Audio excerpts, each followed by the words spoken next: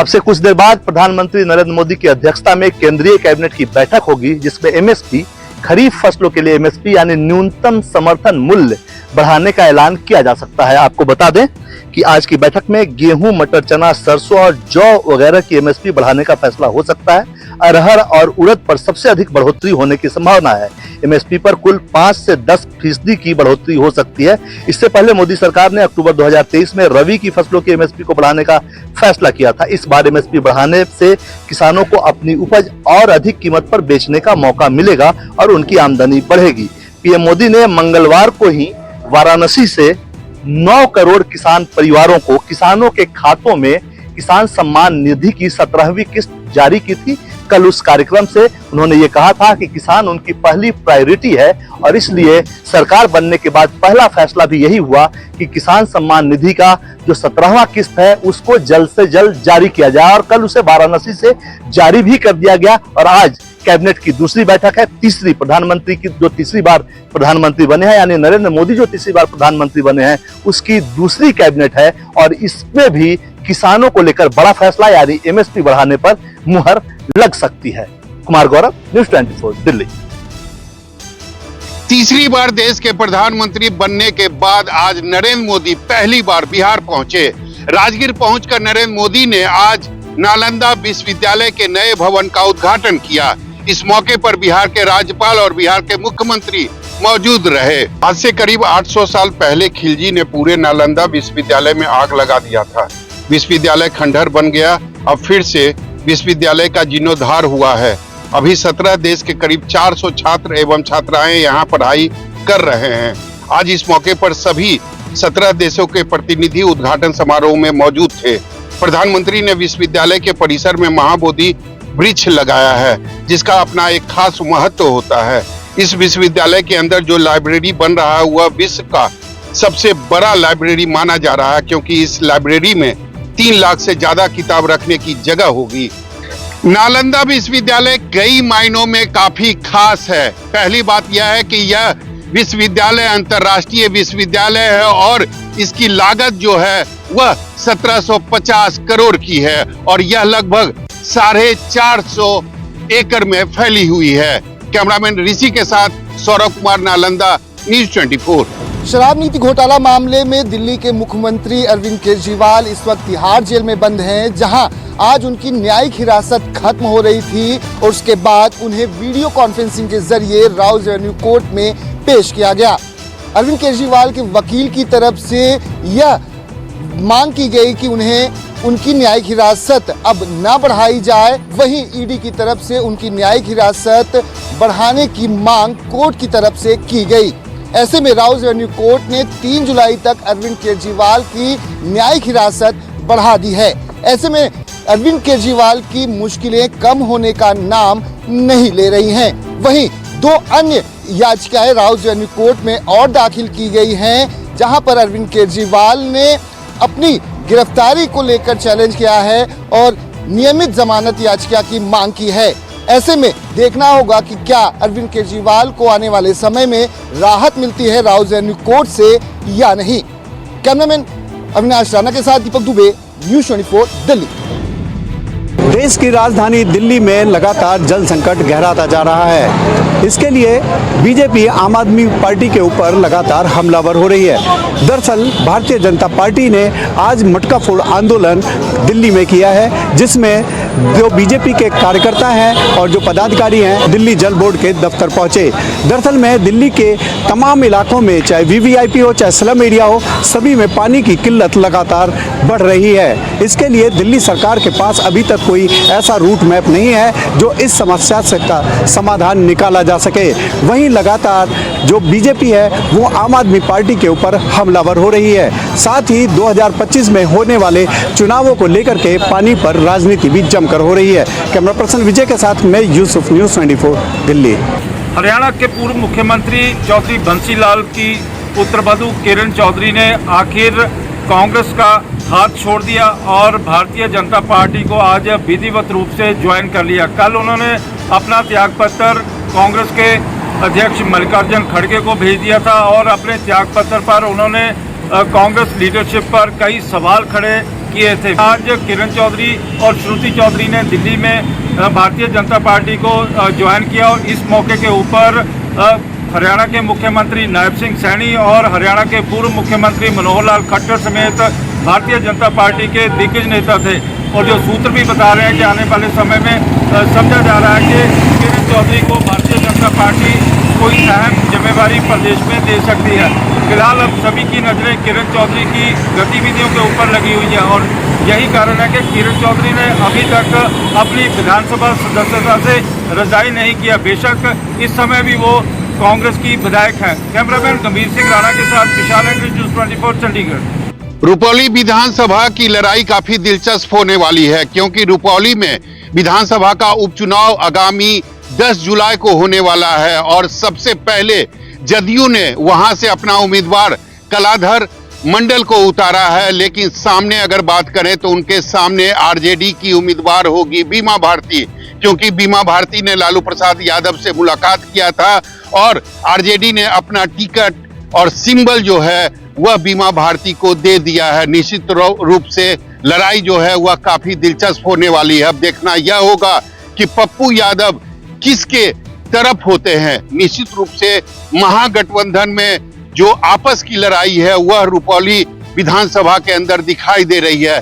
लेकिन सबसे बड़ी बात है कि जिस तरीके से पूर्णिया लोकसभा क्षेत्र में निर्दलीय पप्पू यादव की जीत हुई थी, अब यह देखना दिलचस्प होगा कि पप्पू यादव रुपौली विधानसभा में किसकी मदद करते हैं और निश्चित रूप से जिसकी वो मदद करेंगे जीत उसी की होगी। कैमरामैन ऋषि के साथ सौरभ कुमार, पटना, न्यूज़ 24। कांग्रेस सांसद राहुल गांधी का आज 54वां जन्मदिन है। इस मौके पर कांग्रेस मुख्यालय में उनके कार्यकर्ताओं ने, यानी कांग्रेस पार्टी के कार्यकर्ताओं ने जमकर जश्न मनाया। कांग्रेस कार्यकर्ता भारी तादाद में कांग्रेस मुख्यालय में सुबह से ही जुटना शुरू हुए थे। इस मौके पर प्रियंका गांधी, राहुल गांधी भी कांग्रेस मुख्यालय पहुंचे और वहां पर उन्होंने कार्यकर्ताओं की बधाइयां स्वीकार की। इस मौके पर उन्होंने कांग्रेस अध्यक्ष मल्लिकार्जुन खड़गे के साथ मिलकर केक काटा और सभी की बधाइयां स्वीकार की। इस मौके पर यूथ कांग्रेस ने भी गरीब लोगों को या जरूरतमंद लोगों को इतनी भीषण गर्मी में काम आने वाला कूलर जो है वो वितरित किया और साथ ही कांग्रेस के जो कार्यकर्ता आए हुए थे उनके साथ मिलकर जमकर जश्न मनाया। ये जन्मदिन राहुल गांधी के लिए खास भी बताया जा रहा है, क्योंकि जिस तरीके से उन्होंने पिछले लोकसभा चुनाव में सीटें बढ़ी हैं, जिस तरीके से उसको एक बढ़त को एक जीत के तौर पर वो देख रहे हैं, तो इस मौके पर कांग्रेस कार्यकर्ता काफ़ी खुश थे और इस जन्मदिन को एक खास पर्व के तौर पर भी मना रहे थे। विनय सिंह, न्यूज़ 24 दिल्ली। जम्मू कश्मीर के पुंछ जिले के सुरनकोट इलाके के ब्रह्मगला में सुरक्षा बलों को यह पुख्ता इनपुट मिला था कि इन इलाके के जंगलों में कुछ आतंकी छिपे हुए हैं। उसके बाद सुरक्षा बलों की ओर से एक ज्वाइंट कॉर्डन सर्च ऑपरेशन शुरू किया जाता है। जंगल में छिपे आतंकी जो हैं हमारे सुरक्षा बलों पर फायरिंग करते हैं, हमारे जवान तुरंत मोर्चा संभालते हैं और जवाबी फायरिंग करते हैं। उसके बाद पाकिस्तान द्वारा पाले गए आतंकी जो हैं घने जंगलों में छिपे हुए हैं। जंगल्स में कई हाइडआउट्स हैं। हाइडआउट्स कहा जाता है जंगल के बीचों बीच बनी उन गुफाओं को जिसका सहारा आतंकी लेते हैं, जिससे हमारे बहादुर जवानों की निगाहों से वो बच सकें। लेकिन अब हमारे बहादुर जवानों की यही कोशिश है कि जितने भी आतंकी इन घने जंगलों में छिपे हुए हैं चुन चुन कर तमाम आतंकियों को ढेर किया जाए। कैमरामैन पवन के साथ पंकज शर्मा, न्यूज़ 24 जम्मू। बंगाल में चुनाव परिणाम आने के बाद भी हिंसा रुकने का नाम ही नहीं रहा। लगातार हिंसा की गतिविधियां देखी जा रही है।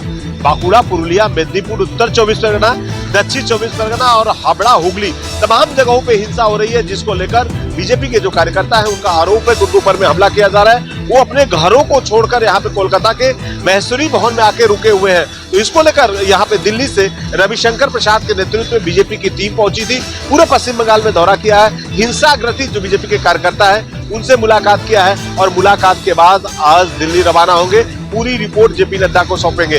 तो वहीं कोलकाता हाई कोर्ट ने हिंसा को देखते हुए पूरे पश्चिम बंगाल में केंद्रीय बलों की तैनाती 21 जून तक किया है, क्योंकि हिंसा जिस तरह से हो रहा है वाकई सभी जगहों पे केंद्रीय बलों के जवान जा रहे हैं। हिंसा को कैसे रोका जाए इसकी पूरी प्रयास कर रहे हैं। कैमरामैन पंकज के साथ मनोज पांडे, न्यूज़ 24 कोलकाता। लोकसभा चुनाव के बाद अब मध्य प्रदेश में 4 विधानसभा सीटों पर उपचुनाव की तैयारियां जोर शोर से शुरू हो चुकी हैं और जिसमें अब जो इन 4 विधानसभा में बात की जाए तो छिंदवाड़ा जिले की अमरवाड़ा जो सीट है यहाँ से उपचुनाव की तारीख का ऐलान भी 10 जुलाई हो चुका है। यहाँ से जो प्रत्याशी हैं कमलेश शाह, जो कांग्रेस छोड़कर बीजेपी में शामिल हो गए थे, उन्हीं को बीजेपी ने प्रत्याशी बनाया है और अब आज या कल तक कांग्रेस के प्रत्याशी की घोषणा भी अमरवाड़ा के लिए हो जाएगी। आपको बता दें कि इसके अलावा 3 और ऐसी सीटें हैं जिनमें से बुधनी, जहां से शिवराज सिंह चौहान चुनाव जीते थे, उन्होंने विधायक पद से इस्तीफा दे दिया है और अब वो केंद्रीय मंत्री बन चुके हैं, सांसद भी हैं। और बची हुई 2 सीटों की बात की जाए तो विजयपुर और दूसरी सीट है बीना। यहाँ बीना की सीट की बात की जाए तो निर्मला सप्रे, जो कि बीजेपी में शामिल हो गई थी चुनाव से पहले, और दूसरी जो सीट है वो है विजयपुर, जहां से राम निवास रावत भी कांग्रेस छोड़कर बीजेपी में शामिल हो गए। कैमरा पर्सन कमलेश व्यास के साथ विपिन श्रीवास्तव, न्यूज़ 24 मध्य प्रदेश। राजस्थान में पिछले 2 दिन में किसानों के लिए 2 बड़ी खुशखबरी सामने आई है। पहली खुशखबरी किसान सम्मान निधि के उनके खाते में हस्तांतरण के रूप में सामने आई थी। 65 लाख किसानों के खाते में 1383 करोड़ रुपए की राशि अब डाली जाएगी। यह अपने आप में बड़ी बात थी क्योंकि ये 17वीं किस्त दी जा रही थी। इसके अलावा दूसरी खुशखबरी राजस्थान सरकार की ओर से दी गई है। भजनलाल सरकार की ओर से ऐलान किया गया है कि जल्दी ही वह एक ऐसा नोटिफिकेशन लेकर आएगी जिसमें 5 एकड़ तक की जमीन के मालिक वाले ऐसे किसान जो किसी कारण से सरकारी बैंकों के कर्जे नहीं चुका पा रहे थे, तो ऐसे सहकारी बैंकों के कर्जे नहीं चुका पाने वाले किसानों की जमीन न तो कुर्क की जाएगी, न ही उनकी जमीन को नीलाम किया जाएगा। वैसे हनुमानगढ़ में पिछले महीने देखा जाए तो करीब 20 किसानों की जमीन का नीलामी का मामला सामने आया था, जिसके बाद भजनलाल सरकार के लिए काफी आलोचना भी हुई थी। तो यही देखना होगा कि भजनलाल सरकार किसानों की जमीन कुर्क नहीं करने के लिए कितनी जल्दी नोटिफिकेशन लेकर आती है और केंद्र उसे कितनी जल्दी मंजूर करता है, क्योंकि पिछली कांग्रेस सरकार के शासनकाल में लाए गए साल 2020 में इसी तरह के विधेयक को अभी तक केंद्र ने मंजूरी नहीं दी थी। श्रीवत्सन, जयपुर, न्यूज़ 24। गुजरात में लगातार दूसरे दिन भी स्थायी शिक्षक की भर्ती की मांग कर रहे टेट पास उम्मीदवारों का विरोध प्रदर्शन, पुलिस ने किया बल प्रयोग, घसीट कर लिया हिरासत में। गुजरात में लगातार दूसरे दिन भी सरकारी नौकरी की चाहत रखने वाले सैकड़ों कैंडिडेट्स और पुलिस के बीच हुआ घर्षण। कल विरोध प्रदर्शन के दौरान पुलिस के साथ हुए घर्षण के बाद आज दूसरे दिन भी राज्य भर से युवा स्थायी शिक्षक की नौकरी की मांग के साथ गांधीनगर में विरोध प्रदर्शन करने पहुंचे थे। बातचीत के दौरान युवाओं ने कहा कि चुनाव से पहले गुजरात के शिक्षा मंत्री कुबेर डिंडोर ने चुनाव के बाद तुरंत स्थायी शिक्षकों की भर्ती का ऐलान करने का वादा किया था। सरकार अपना वादा भूल गई थी और हम सरकार तक अपनी बात पहुंचाने और उनका वादा याद दिलाने आए थे। इस मुद्दे पर कांग्रेस और आम आदमी पार्टी ने सरकार पर निशाना साधा। दोनों दलों ने आरोप लगाया है कि शांतिपूर्वक प्रदर्शन कर रहे युवाओं के साथ पुलिस ने ज्यादती की है। सरकार ने 2700 शिक्षक की भर्ती का वादा करने के बाद भी भर्ती कर वादा खिलाफी की है और इसी कड़ी में अब ये शिक्षक प्रदर्शन कर रहे हैं और उनके साथ पुलिस जबरन अन्याय कर रही है। कैमरा साथ भूपेंद्र सिंह, अहमदाबाद, न्यूज़ 24। महाराष्ट्र में मराठा के बाद अब ओबीसी आंदोलन सरकार के लिए सरदर्द बना हुआ है। इस बीच खबर है कि ओबीसी आंदोलनकारियों का एक प्रतिनिधिमंडल मुख्यमंत्री एकनाथ शिंदे से मिलने वाला है। ओबीसी आंदोलनकारियों की मांग है कि सरकार यह लिखित आश्वासन दे कि मराठा समाज को आरक्षण देते समय ओबीसी आरक्षण के साथ छेड़छाड़ नहीं होगा। इतना ही नहीं, यह आंदोलन इतना तीव्र हो गया है कि बीड़ और जालना में कई जगहों पर आगजनी की घटना भी सामने आई है। इसके अलावा कुछ जगहों पर रास्ता रोको आंदोलन भी हुआ है। यही कारण है कि इसको लेकर सरकार की चिंता बढ़ गई है। सरकार के लिए मुश्किल ये है कि मराठा आंदोलनकारी मनोज जारंगे पाटिल इस बात पर टिके हुए हैं कि उनको जो आरक्षण मिले वो ओबीसी कोटे से मिले और जिन मराठाओं को का जो ओबीसी होने का सबूत मिला है उनके रिश्तेदारों को भी ओबीसी कोटे से आरक्षण मिले। तो ऐसे में सरकार के सामने दोनों ही तरफ चुनौती है। दिलीप अवेर के साथ इंद्रजीत सिंह, न्यूज़ 24, मुंबई। जम्मू कश्मीर में बिगड़ते हालात और लगातार आतंकी हमलों के बीच प्रधानमंत्री नरेंद्र मोदी श्रीनगर कश्मीर घाटी के दौरे पर पहुंच रहे हैं। हालांकि प्रधानमंत्री का ये दौरा बताया जा रहा है कि योगा दिवस से संबंधित है, क्योंकि 21 जून को प्रधानमंत्री यहाँ श्रीनगर के डल झील के किनारे स्थित कश्मीर इंटरनेशनल कॉन्फ्रेंस सेंटर में योगा दिवस मनाएंगे। लेकिन जानकारों का मानना है कि प्रधानमंत्री का ये दौरा केवल जो योगा दिवस है उससे संबंधित नहीं है, बल्कि प्रधानमंत्री ने जिस प्रकार से जम्मू में एक के बाद एक हुए आतंकी हमलों के बाद सुरक्षा समीक्षा की बैठक खुद ली थी और लगातार उसके बाद गृह मंत्री भी जम्मू कश्मीर की इस सुरक्षा व्यवस्था को लेकर बैठकें भी कर रहे हैं और कड़ी नजर बनाए हुए हैं। इस बीच प्रधानमंत्री का खुद कश्मीर घाटी श्रीनगर पहुंचना अपने आप में जो है काफी सारे संकेत दे रहा है। कैमरामैन रशीद के साथ आशीष साहब श्रीनगर, न्यूज़ 24। दिल्ली के राजौरी गार्डन में जिस आउटलेट पर बीती रात ताबड़तोड़ फायरिंग कर एक शख्स की सरेआम हत्या कर दी गई, उस मामले में अब एक नया ट्विस्ट है। दरअसल इस हत्याकांड की जिम्मेदारी के ऊपर अब हिमांशु भाऊ, जो कि गैंगस्टर है, जो विदेश में बैठा है, उसके नाम से एक पोस्ट वायरल हो रही है सोशल मीडिया पर, जिसमें वो ये दावा करता हुआ नजर आ रहा है कि इस हत्याकांड को उसने और उसके भाई नवीन बाली ने अंजाम दिलवाया है। दरअसल ये हत्याकांड उसके एक दोस्त, एक साथी शक्ति सिंह की हत्या का बदला है। अब जिस तरीके से ये सोशल मीडिया पोस्ट सामने है, जिसमें हिमांशु भाऊ ने एक बार फिर से जिम्मेदारी लेते हुए ये कहा है कि इस हत्याकांड को उसने अंजाम दिया। दरअसल कुछ दिन पहले भी हिमांशु भाऊ का नाम आया था वेस्ट दिल्ली में, जब जो एक कार शोरूम है वहां पर ताबड़तोड़ फायरिंग की गई थी और उस मामले में 3 लोग घायल थे, उसमें भी हिमांशु भाऊ का नाम सामने आया था। उस मामले में पुलिस ने कई लोगों की गिरफ्तारी की थी, लेकिन अब जिस तरीके से नई घटना है उसको लेकर एक बार फिर से चर्चा में है कि दिल्ली में गैंग वॉर जोरों पर है। संकलिकांत के साथ में कौशिक, न्यूज़ 24 दिल्ली। मुंबई शहर में धमकियों का सिलसिला थमने का नाम नहीं ले रहा। लगातार एक के बाद एक शहर के प्रसिद्ध संस्थानों को धमकी भरे ईमेल प्राप्त हो रहे हैं। इस ईमेल में इन संस्थानों को बम से उड़ाने की धमकी दी जा रही है। हालांकि पुलिस जांच में धमकी खोखली साबित हुई। सबसे पहले मुंबई के ताज होटल को बम से उड़ाने की धमकी दी गई थी। इसके बाद मैकडॉनल्ड को भी धमकी भरा ईमेल प्राप्त हुआ और फिर मुंबई के 50 से ज्यादा अस्पतालों को धमकी भरा ईमेल मिला। मौके पर पुलिस पहुंची, पुलिस ने जांच भी काफी गहराई से की, लेकिन कुछ भी नहीं मिला। इसके बाद मुंबई एयरपोर्ट और बीएमसी मुख्यालय को भी कुछ इसी तरीके के धमकी भरे ईमेल प्राप्त हुए। हालांकि ये सब भी फर्जी निकले। धमकी भरे इन ईमेल के मामलों में मुंबई पुलिस ने मामला दर्ज कर जांच शुरू कर दी है। सूत्रों की माने तो धमकी भरा ईमेल विदेशी सर्वर से भेजा गया है। उसका वीपीएन भी विदेश का ही माना जा रहा है। इससे पहले भी मुंबई में इस तरीके के धमकी भरे कॉल और ईमेल आते रहे हैं, लेकिन इतने बड़े पैमाने पे पहले कभी नहीं हुआ। इतने बड़े पैमाने पे धमकी भरे ईमेल भी पुलिस के लिए सिरदर्द बने हुए हैं। कैमरा पर्सन अचल सिंह के साथ अंकुश जायसवाल, न्यूज़ 24 मुंबई। अहमदाबाद के साबरमती जेल में बंद गैंगस्टर लॉरेंस बिश्नोई का वीडियो कॉल वायरल होने के बाद गुजरात पुलिस में हड़कंप मच गया। साबरमती जेल प्रशासन ने कहा कि नहीं है साबरमती जेल का वीडियो। दरअसल गैंगस्टर लॉरेंस बिश्नोई को कथित तौर पर साबरमती जेल से किया गया वीडियो कॉल तेजी से सोशल मीडिया में वायरल हुआ, जिसमें वो पाकिस्तानी गैंगस्टर शहजाद भट्टी को ईद की बधाई दे रहा था। हंगामे के बाद हरकत में आई गुजरात पुलिस महकमा सख्ते में आ गया, लेकिन कुछ देर बाद जेल प्रशासन की सफाई सामने आई, जिसमें उन्होंने वीडियो को फर्जी बताते हुए कहा कि उसे साबरमती जेल के आइसोलेशन वार्ड में रखा गया है और वहां इस तरह के वीडियो कॉल की कोई संभावना नहीं है। पुलिस को शक है कि ये वीडियो AI जनरेटेड भी हो सकता है। साल में 3 ईद होती है और ये कहना मुश्किल है कि ये किस ईद का वीडियो है। बहरहाल गुजरात पुलिस इस मामले में गहराई से तफ्तीश कर रही है। यहाँ आपको ये भी बता दें कि साबरमती जेल में कई इस तरह की घटनाएं हो चुकी है, जिसमें वहाँ से मोबाइल फोन बरामद हुए हैं। कैमरामैन साहब भूपेंद्र सिंह, अहमदाबाद, न्यूज़ 24। जम्मू कश्मीर के कठुआ जिले के भरनोती ब्लॉक के अंतर्गत आते गांव बड़ानाल में इन दिनों गांव वाले बूंद बूंद पानी के लिए तरस रहे हैं। गांव वालों का आरोप है कि उनके गांव में पीने का पानी बेहद मुश्किल से उन्हें मिल रहा है, क्योंकि गांव में एकमात्र कुआं है। वहां पर गांव वालों ने पहरा लगा दिया है ताकि कोई इस कुएं के पानी को चुरा न ले। गांव वालों का आरोप है कि प्रशासन उनकी कोई सुध नहीं ले रहा है।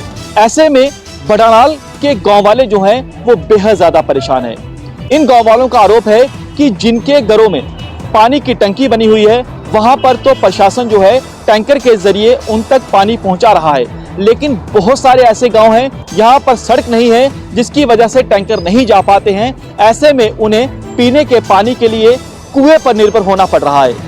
गांव वाले मजबूर हैं, गांव वाले परेशान हैं, गांव वाले दुखी हैं, क्योंकि उनका कहना है कि उन्हें जो है कई दिनों तक जो है बिना नहाए रहना पड़ता है और पीने के पानी के लिए भी उन्हें जो है दर दर की ठोकरें खाने पर मजबूर होना पड़ता है। कैमरामैन पवन के साथ पंकज शर्मा, न्यूज़ 24, जिंदाबाद न्यूज़ 24।